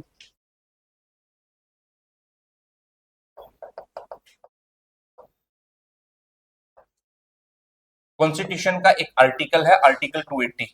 आर्टिकल 280 के अंदर फाइनेंस कमीशन का जिक्र किया गया, किसका, वित्त आयोग का, फाइनेंस कमीशन। और फाइनेंस कमीशन आपको दिखाई देगा, फाइनेंस कमीशन मेन आप ये समझो कि यूनियन, केंद्र सरकार किसको ग्रांट देती है, किसको हिस्सा देती है भाई, स्टेट को, राज्य को। और वो केंद्र सरकार के द्वारा राज्य सरकार को कितना दिया जाता है, उसी के लिए कौन सा कमीशन होता है, फाइनेंस कमीशन। अब एक चीज ध्यान रखनी है कि अभी फाइनेंस कमीशन जो लास्ट टाइम गया है, 17 नवंबर के दिन जो है फाइनेंस कमीशन की रिकमेंडेशन आई है, और फाइनेंस कमीशन ने रिकमेंडेशन के तौर पे जो अध्यक्ष है वो है अरविंद पनगरिया। ये कौन सा फाइनेंस कमीशन है, 16th फाइनेंस कमीशन है, 16वां फाइनेंस कमीशन है। इसकी रिकमेंडेशन में क्या था कि भाई केंद्र सरकार राज्यों को कितना देगी, 41% शेयर। तो ध्यान रखना, 16th फाइनेंस कमीशन का जो रिकमेंडेशन है वो कितने परसेंट पर है, 16% 16 तो ये है, ये कितने परसेंट पर है, 41% पर है। ठीक है, इससे पहले 15th फाइनेंस कमीशन ने भी ये रिकमेंडेशन दी थी, कितने परसेंट पे, 41। हालांकि वो +1% जब से जम्मू कश्मीर, ध्यान रखना, जम्मू कश्मीर यूटी बना है ना, जम्मू कश्मीर पहले जब अलग था तो ऐसे होता था, 41% प्लस 1%, और 1% किसके लिए रिजर्व रखते थे? जम्मू कश्मीर। लेकिन 2020 के बाद जो फाइनेंस कमीशन की रिकमेंडेशन आई है, तो इस 1% को क्या कर दिया गया है? हटा दिया गया। ठीक है। उससे पहले वो 32% था, फिर 32% से पहले वो 29.5% था, इस तरीके से था। 32% और उससे पहले 29.5%, इस तरीके से कुछ शेयर जो है चलता था। केंद्र सरकार राज्य सरकार को फाइनेंस कमीशन की जो रिपोर्ट है उसमें बताया गया कितने परसेंट देगी? 41% देगी। जम्मू कश्मीर के लिए पहले वो कितना चलता था? 41 प्लस 1% शेयर चलता था। जो 1% शेयर है जम्मू कश्मीर यूटी बनने के बाद, वो 1% क्या हो गया? खत्म हो गया। तो केंद्र सरकार राज्य के द्वारा जो हिस्सेदारी देती है वो कितना है? 41% है। अब ऐसे ही केंद्र सरकार स्टेट गवर्नमेंट से नीचे क्या होती है? लोकल बॉडीज, जिसको आप पंचायत और नगर पालिका बोलते हैं। पंचायतों को ऐसे ही सरकार क्या देती है? ग्रांट भी देती है। ग्रांट उसको कहते हैं जिसका पैसा चुकाया नहीं जाता है। अनुदान क्या देती है? सहायता देती है। तो ये सारा काम कौन करता है भाई? फाइनेंस कमीशन करता है। तो आपको जो सिर्फ एक छोटा सा पॉइंट ध्यान रखना है, वो कितना ध्यान रखना है? कितने परसेंट है भाई? 41% है जो केंद्र सरकार को इसको दे रही है राज्य। हालांकि राज्य पंचायतों को दे रही है वो तो एक अलग बात है, लेकिन यूनियन गवर्नमेंट भी किसको पैसा दे रही है? पंचायत। और पंचायत को किसके रूप में दे रही है? अनुदान के रूप में। किसके रूप में दे रही है? अनुदान के रूप में। ठीक है, ये ध्यान रहेगा। तो फाइनेंस कमीशन कॉन्स्टिट्यूशन के किस आर्टिकल के अंदर बना हुआ है? 280 के अंदर बना हुआ है फाइनेंस कमीशन। ये अभी कौन से फाइनेंस कमीशन की रिपोर्ट आई है? 16, मतलब अभी जो 2025 के अंदर 17 नवंबर को बने हैं, उसकी रिपोर्ट के अनुसार केंद्र से राज्य को कितना पैसा मिलना चाहिए? 41% शेयर। पहले वो कितना चलता था? 41 प्लस 1% किसके लिए था? वो जम्मू कश्मीर के। ठीक है, उससे पहले 32%, उससे पहले 29.5%, इस तरीके का जो है रेशियो चलता आ रहा है। इतना हो गया। अब जो है मेन प्रोविजन जो आज के बजट में है कि सरकार के पास पैसा कहां कहां से कितना आ रहा है और सरकार का पैसा कहां कहां से कितना जा रहा है, उसमें बस 4-5 फिगर आपको फैक्ट याद रखने हैं कि कौन कौन से फैक्ट जो है सरकार के हैं। अब देखो, ये जो पूरा का पूरा बजट है, बजट डेफिसिट का मतलब होता है कि सरकार के जितने खर्चे और जितनी प्राप्ति है वो नेगेटिव में जा रही है, इसलिए उसको फिस्कल डेफिसिट भी बोलते हैं। और उसको क्या नाम, किस नाम से जाना जाता है?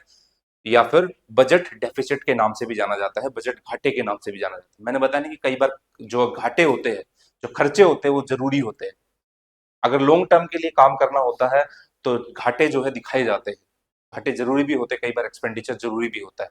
इसलिए सरकार का जो फिस्कल डेफिसिट है वो 4.4 और 4.3, ये जो दो फैक्ट है आपको ये याद रखने हैं। अब कैसे कैसे है वो थोड़ा सा हम लोग देखते हैं।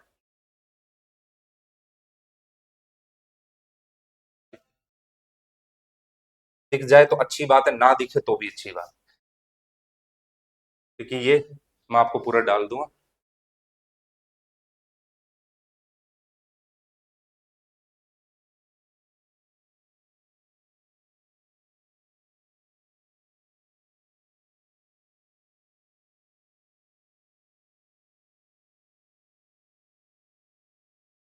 अब देखो, इस पेज पे चलते हैं, थोड़ा सा नजर दौड़ाना अगर पहुंच जाए तो।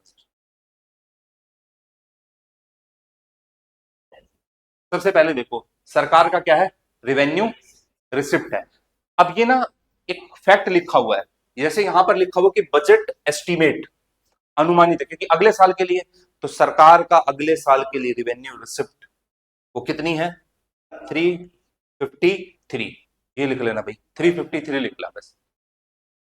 ये चार मैं आपको पॉइंट बता रहा हूं। एक तो रिवेन्यू रिसिप्ट सरकार के टोटल कितने हैं, दूसरा कैपिटल रिसिप्ट सरकार के कितने हैं, और टोटल रिसिप्ट सरकार की कितनी है, ऐसे ही टोटल खर्चे। अब देखो, याद रखने का बड़ा आसान तरीका, इन टोटल का सम जो निकल कर आना चाहिए वो 53.5 निकल कर, मतलब एग्जैक्ट तो याद नहीं रह पाएगा, 53.5 लिखना। 35.33 करोड़।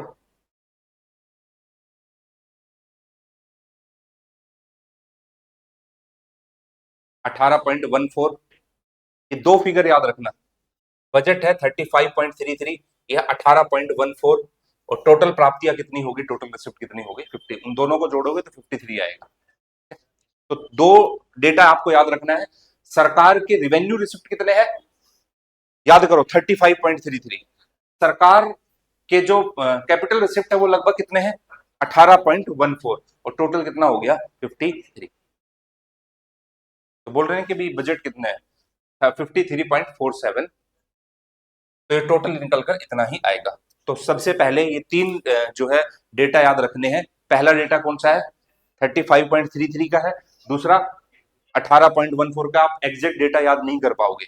35 भी याद रह गया तो काम चल जाएगा, 18 भी रह गया तो काम चल जाएगा, और ये टोटल निकल कर आ गया कितना 53। अब ऐसे ही टोटल एक्सपेंडिचर में देख लोगे। किसमें देख लोगे भी टोटल एक्सपेंडिचर के अंदर। अब एक्सपेंडिचर के अंदर देखना भी टोटल एक्सपेंडिचर कितना है सेम है, जो किसको किससे जोड़ के होगा ये। अब एक इसमें ये ध्यान रखना है आपको, इफेक्टिव इफेक्टिव कैपिटल एक्सपेंडिचर लिखना। इफेक्टिव कैपिटल एक्सपेंडिचर क्या चीज? नहीं नहीं लिखा जाता है वो। हाँ वो लाख में लिखा जाता है वो।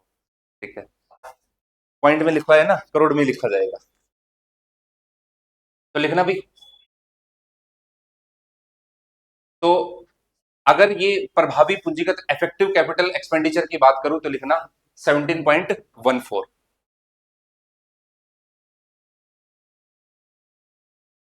कितना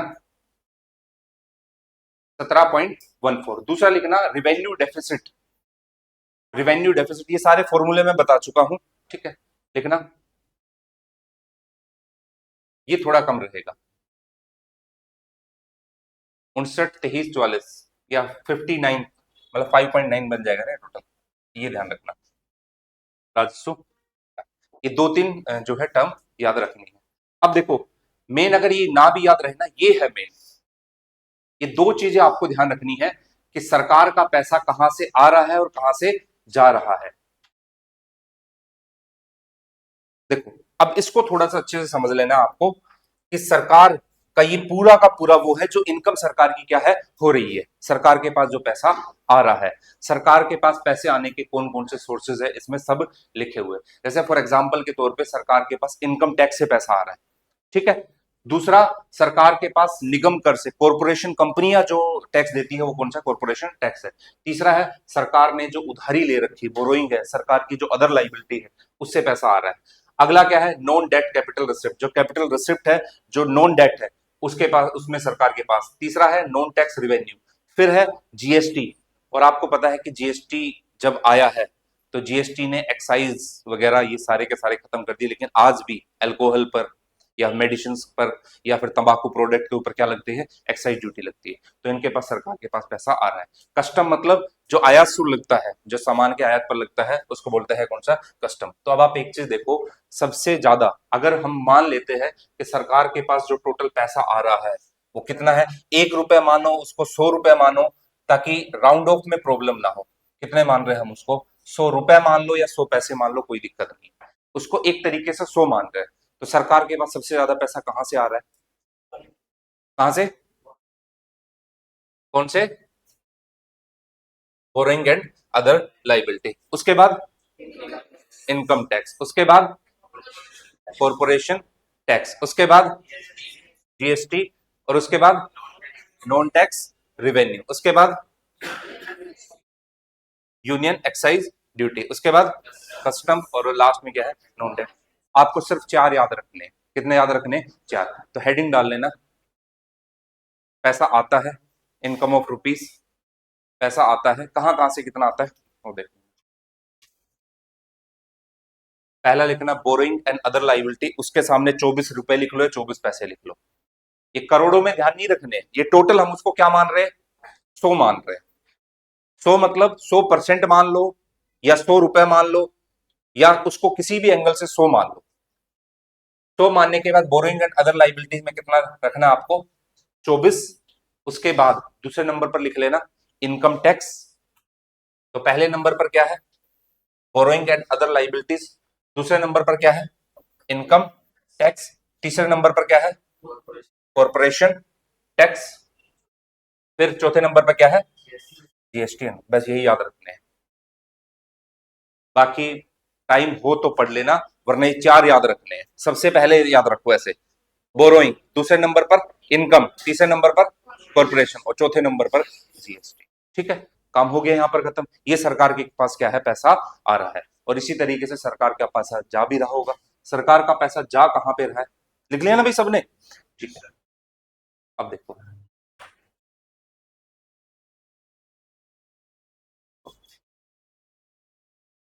अब इसमें देखो, ये सरकार का 100 मान लिया, तो सरकार के 100 रुपए यहां पर क्या है, जा रहे हैं।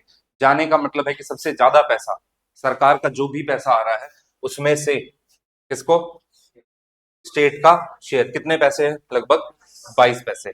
उसके बाद देखो अगला फैक्टर आपको कौन सा दिखाई देगा, इंटरेस्ट पेमेंट। इंटरेस्ट पेमेंट में कितना है, 20 पैसा है। अगला देखो कौन सा है, सेंटर, सेंट 8 पैसा है। ठीक है, अब इसके अंदर चार जो सबसे बड़े हैं जहां से पैसा जा रहा है वो लिख लेना। लिखो भाई, चार जो मेजर है वो लिख लेना। स्टेट का शेयर है, स्टेट का शेयर है 22 पैसा। इंटरेस्ट पेमेंट है, इंटरेस्ट पेमेंट क्या, जो उधारी में पैसा ले रखा था वो चुकाया है हमने, वो भी तो एक तरीके का खर्चा ही है। तो स्टेट का शेयर ये कौन से नंबर पर आएगा, पहले नंबर पर। दूसरे नंबर पर इंटरेस्ट पेमेंट आएगा, तीसरे नंबर पर सेंटर सेक्टर स्कीम, चौथे नंबर पर डिफेंस। ठीक है, बाकी तो आप देखो कि भाई जैसे सब्सिडी सरकार जो दे रही है उसमें लगभग कितने परसेंट खर्च हो जाते हैं, 6%। डिफेंस तो भाई 11% है। ठीक है, फाइनेंस कमीशन या उनकी जो अदर रिकमेंडेशन, अदर ट्रांसफर, उसके अंदर लगभग कितने परसेंट, परसेंटेज भी बोल दोगे तो कोई दिक्कत नहीं, 7%। सिविल पेंशन, पेंशन जो मिलती है उसके अंदर कितना परसेंट है, 2%। बाकी छोटे मोटे खर्चे जो है वो किसके अंदर आएंगे, अदर। तो चार मेजर वो याद रखना कि जहां से सरकार के पास क्या है, पैसा आया है। और चार मेजर वो याद रखोगे जहां पर सरकार का पैसा क्या हुआ है, खर्च हुआ। ठीक है, पैसा आया और पैसा खर्च हुआ, ये दो चीजें याद रहेगी। चलो ठीक है, तो चार लिख लिया ना भाई। अब आगे देखो,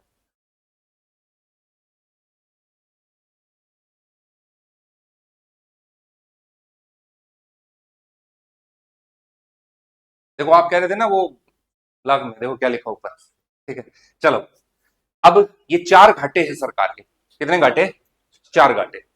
पहला राजकोषीय घाटा है, ये आपको फिगर में याद नहीं रखना, ये पॉइंट में याद रखना है। लेकिन मैंने बताया था ना कि दो पॉइंट याद रखने हैं, एक कितना 4.3 और एक कितना 4.4। लिखना सरकार का राजस्व घाटा या राजकोषीय, सॉरी राजकोषीय घाटा, फिस्कल डेफिसिट। फिस्कल डेफिसिट कितना है, 4.3। परसेंटेज में याद रख लो, कोई दिक्कत नहीं है। इसको फिगर में याद नहीं मत रखना, इसको सिर्फ परसेंटेज में याद रखना। और ध्यान रखना, हमारी इकोनॉमी किस राह पर है, इसके लिए टारगेट फिक्स किया जाता है कि हमारा फिस्कल डेफिसिट 4% के आसपास रहना चाहिए। लेकिन इस बार के बजट में यह भी प्रोविजन किया गया है कि वो जो टारगेट होता था ना, उस टारगेट को हम नहीं रख रहे। लेकिन कहा जाता है कि इकोनॉमी अच्छी है या बेकार है वो इस चीज पर भी डिपेंड करती है कि उस कंट्री का फिस्कल डेफिसिट कितना है। तो हमारी कंट्री का फिस्कल डेफिसिट है 4.3, इसका मतलब कि हमारी इकोनॉमी जो है सही राह पर है। और ये हमेशा लगभग कितने परसेंट के आसपास रहना चाहिए, 4% के आसपास रहना चाहिए। तो पहला पॉइंट आपने ध्यान रखा कि हमारा बजट डेफिसिट कितना है, 4.3। मतलब अभी के साल में कितना है, 4.4, और सरकार ने कितना एस्टिमेट किया है, 4.3। दोनों फिगर याद ना रहे तो ये ध्यान रखना कि 4.4 या 4.3 के आसपास हमारा क्या है, फिस्कल डेफिसिट है। अगला देखो, अगला घाटा कौन सा है, रिवेन्यू डेफिसिट। रिवेन्यू डेफिसिट वो लगभग आपका 1.5 के करीब निकल कर आता है। कितना आता है, 1.5। ठीक है, तीसरा देखो, इफेक्टिव रिवेन्यू डेफिसिट। आपको पता है कि जहां भी इफेक्टिव लगा आता है तो वहां पर एक चीज माइनस हो जाती है, क्या, जो ग्रांट दिया गया है किसको, स्टेट गवर्नमेंट को। तो इफेक्टिव रिवेन्यू डेफिसिट हमारा हमेशा पॉइंटों के अंदर आता है, 0.3%। कितना आता है, 0.3%। और लास्ट में कौन सा है, प्राइमरी डेफिसिट। प्राइमरी डेफिसिट में आपको पता है कि लास्ट टाइम की इंटरेस्ट पेमेंट को माइनस कर देते हैं तो वो निकल कर आता है 0.7 के आसपास, 0.7 के आसपास। चार फिगर ही बताए, कुछ ज्यादा नहीं बताया, याद रहेगा। पहला बोलो 4.3, दूसरा 1.5, तीसरा 0.3 और लास्ट कौन सा है, 0.7। अब तक जितनी भी मैंने आपको डेटा बताया है वो बाकी याद रहे या ना रहे, दो डेटा आपको जरूर याद रखने, कितना पैसा कहाँ से आ रहा है कहाँ खर्च हो रहा है, एक तो ये, और एक ये चार टाइप के घाटे हमारे। कौन से? चार टाइप के घाटे। एक वो पता होना चाहिए कि फाइनेंस कमीशन की रिपोर्ट में सेंटर से स्टेट को कितना शेयर मिलता है, कितने परसेंट मिलता है वो? 41%। ठीक है, ये रहेगा भाई। चलो अब आगे की तरफ मूव करते हैं। अब देखो इसके अंदर क्या क्या चीजें आती है, ये कोई अपने काम का नहीं है। अब यहां पर देख लेते हैं, वो चार फिगर है ना, उसी को ट्रेंड के रूप में दिखाया गया है।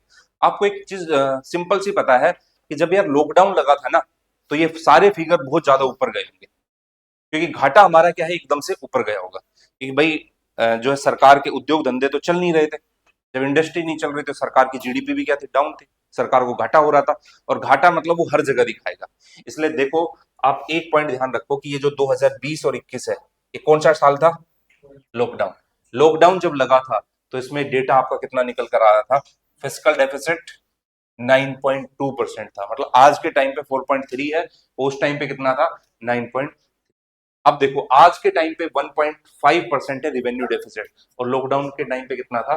7.3 था। इफेक्टिव रिवेन्यू डेफिसिट आज के टाइम पे आप देखोगे तो कितना है? 0.3%। उस टाइम पे कितना था? 6.1%। आज के टाइम पे प्राइमरी डेफिसिट देखोगे तो 0.7% है, उस टाइम पे कितना था?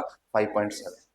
अब इस ग्राफ से एक चीज हमें पता चल रही है कि भाई हमारा जो डेफिसिट है, जो चार तरीके के डेफिसिट है, कितने डेफिसिट?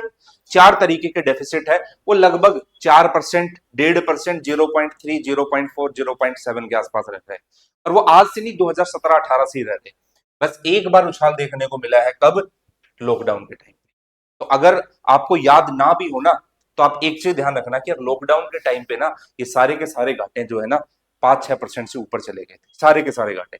और होना क्या चाहिए कायदे से? चार डेटा आपको बताए, बोलना एक बार, 4.3, 1.5, 0.3 और 0.7, बस इतने से काम चल जाएगा। ठीक है, तो ये एक तरीके से ट्रेंड जो है बताए गए।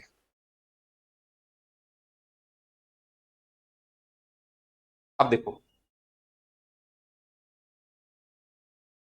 एक ये है, मैंने जैसे ही स्टार्टिंग किया था तो मैंने एक रेशियो बताया था, डेट टू जीडीपी रेशियो। ठीक है, डेट टू जीडीपी रेशियो। मैंने कहा कि जितना कम होगा ना सरकार की कर्जदारी, उतनी ही क्या होगी? कम होगी। तो ज्यादा होना चाहिए, कम होना चाहिए? कम होना चाहिए। अभी के टाइम पे, प्रेजेंट टाइम पे, हमने इसको लगभग कितना माना है? 55%। आप पॉइंट में याद ना रहे तो काम चल जाएगा, 55%। लेकिन हमारा अनुमान है कि हम 2031 तक, अगले 5 साल तक इसको घटाकर कितना कर देंगे? 50% तक। कितने पर ले आएंगे? 50% तक। और हमारा टारगेट रहेगा कि 50% से भी नीचे इसको कितना पे लेके आए? 40% के ±1% पे। अब यहां से ना कुछ लोग जो इकोनॉमी के अच्छे जानकार है, वो ये बात बोल रहे हैं कि भाई देखो, सरकार की यहां पर बढ़ाई करनी पड़ेगी, क्योंकि ये जो लॉकडाउन के टाइम पे सरकार का जो डेट था ना, वो 60% को पार कर गया था। और कहा जाता है कि जिसकी इकोनॉमी के अंदर 60% पार कर जाता है ना, वो बड़ा ही कर्जदार हो जाता है। और वो एक टाइम के बाद उनकी इकोनॉमी मेल्ट डाउन की सिचुएशन में आने लग जाएगी। मतलब बहुत ही बेकार सिचुएशन थी, लेकिन वो लॉकडाउन की सिचुएशन थी। फिर सरकार ने धीरे धीरे धीरे धीरे करते करते 61 से 58 पर लेकर आए, और 2 साल तक ये लगभग 58 पर रहा, क्योंकि आपको पता है कि वो 2 साल ऐसे थे जो लॉकडाउन का टाइम पड़ गए। फिर सरकार ने यहां पर, ये जितने भी ट्रेंड आप देखोगे, 61% से लेके यहां तक आपको कितने परसेंट पे दिखाई देगा? 55%। और हमारा टारगेट कितना रहेगा? 50%। और उससे भी लेकर मेनली हमारा जो मेन फोकस है वो कितने परसेंट पर लेकर आना है? 40% पर लेकर आना है। ठीक है, तो ये लिख लें, debt to GDP ratio 55.6%। Debt to GDP ratio 55.6%।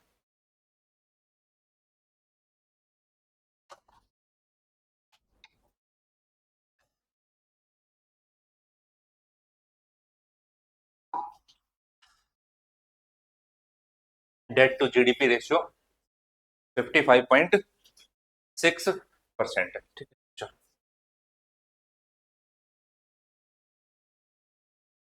अब ये तो फैक्ट में लिखा हुआ है, सारी चीज आप पढ़ चुके हो कि पैसा कहाँ कहाँ से आता है। टैक्स रिसिप्ट के रूप में ये सारी चीजें आप देख चुके हो।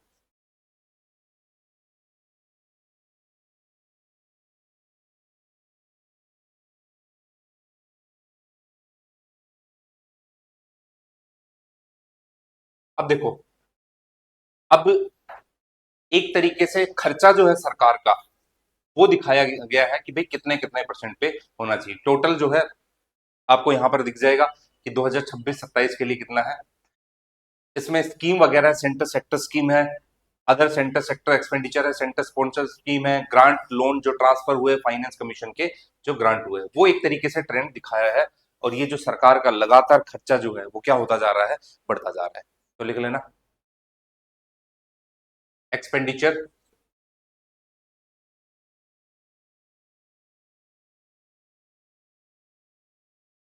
In financial year 2026-27 will be, expenditure जो लिखवा रहा हूं बस वही लिख लेना,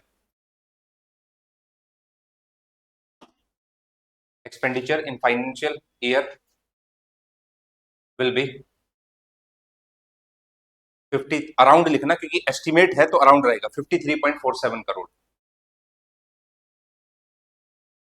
53.47 करोड़। तो 2026-27 बेस ईयर के लिए लगभग अपना फाइनेंशियल ईयर के लिए कितना अनुमान है, 53.47।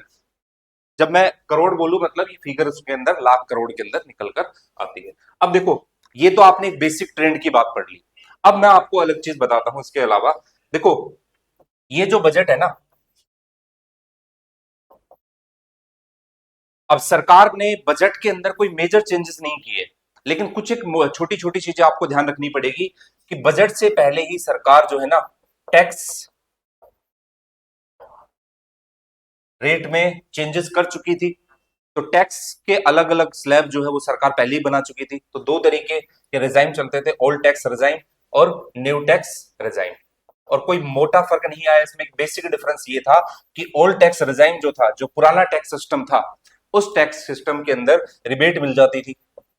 जैसे फॉर एग्जाम्पल के तौर पे मान लो कि मेरा टैक्स बन रहा है 60,000 रुपए का, तो सरकार मेरे को क्या करती थी, 60,000 रुपए का रिबेट दे देती थी, तो मैं वो जीरो टैक्स हो जाता था। न्यू टैक्स रिबेट के अंदर कोई रिबेट जो है रिजाइम के अंदर कोई रिबेट का प्रोविजन नहीं किया गया।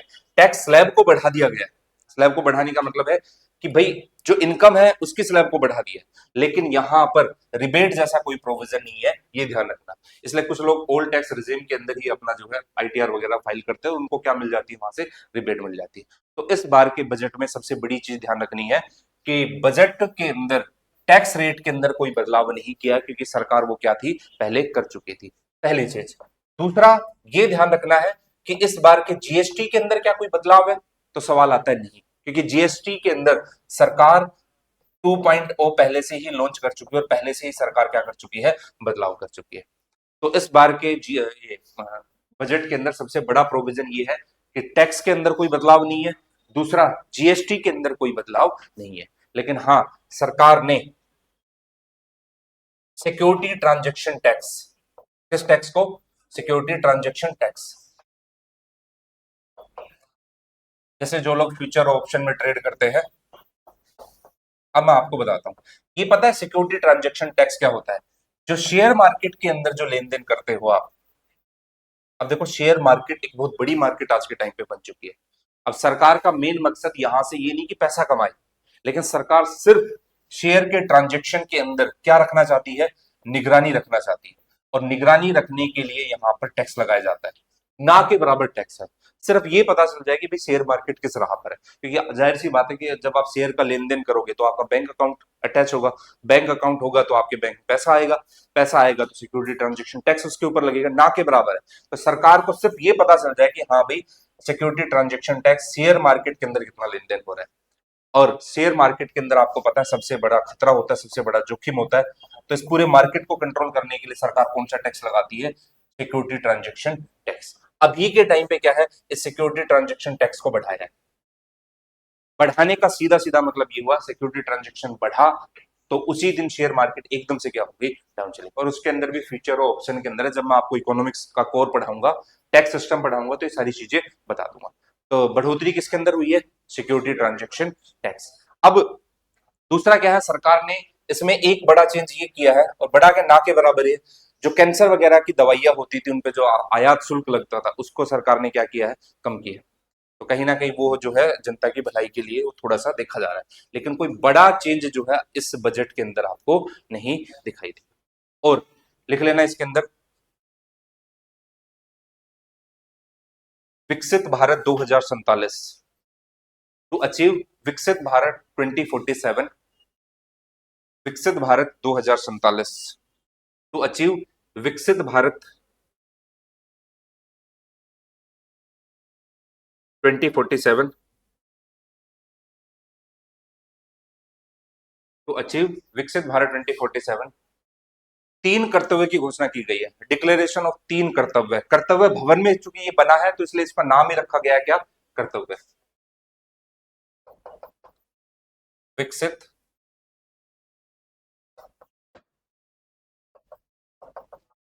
भारत, भारत को क्या बनाना है, विकसित, कब तक, 2047 तक। और कितने, तीन कर्तव्य,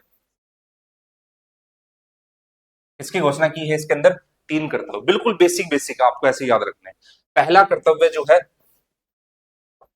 उसमें बात की गई है कि ओवरऑल हम किसकी बात करेंगे, इकोनॉमिक ग्रोथ की, आर्थिक समृद्धि की बात करेंगे।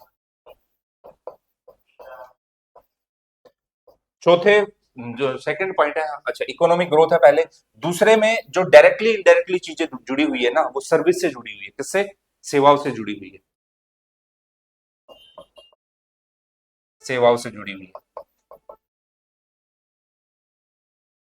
और तीसरा जो है वो मोटे तौर पर दिखाई देगा, सबका साथ सबका विकास, फार्मर, वनरेबल, वुमेन्स, महिलाएं, उनके लिए।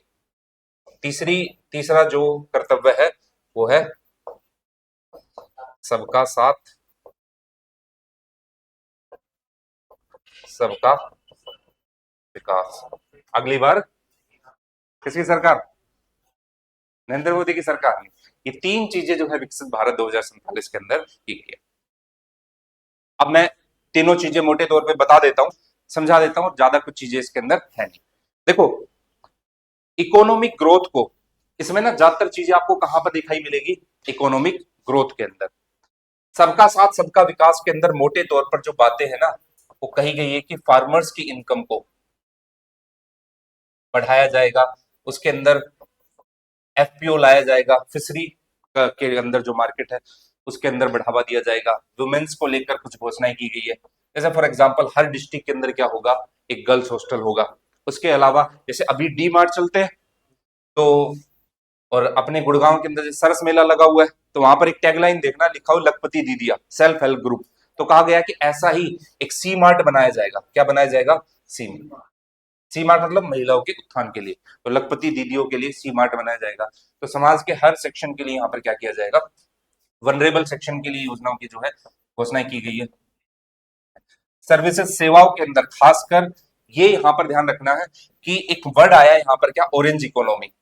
कौन सा वर्ड आया, orange economy. Orange economy creative field के अंदर कहा जाता है कि भाई एक इंस्टीट्यूट की स्थापना होगी, जैसे फॉर एग्जांपल आप यूट्यूब वगैरह करते हो तो एक क्रिएटिव फील्ड है, एनिमेशन फील्ड है, उसके अंदर सरकार जो है उनको बढ़ावा देगी, ऑरेंज इकोनॉमी को। इकोनॉमिक ग्रोथ के अंदर सरकार पहला ये बोल रही है कि भाई मैन्युफैक्चर के अंदर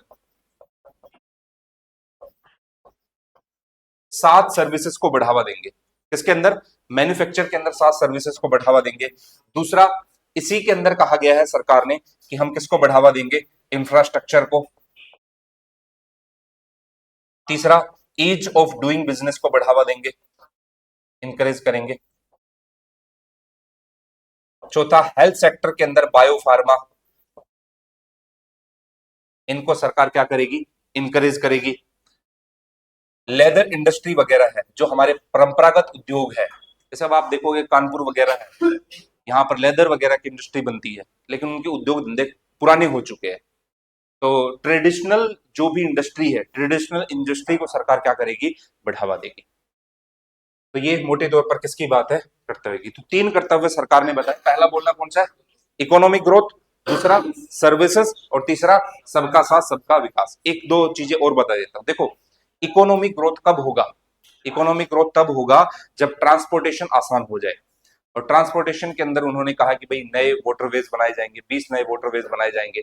हाई स्पीड जो है ट्रेन, जैसे आज के टाइम पे वंदे भारत चल रही है, बुलेट ट्रेन की तर्ज पर हाई स्पीड ट्रेन जो है उनकी घोषणाएं की जाएगी। तो ये सारी की सारी घोषणाएं जो है सरकार ने इनके अंदर विकसित भारत के अंदर की है।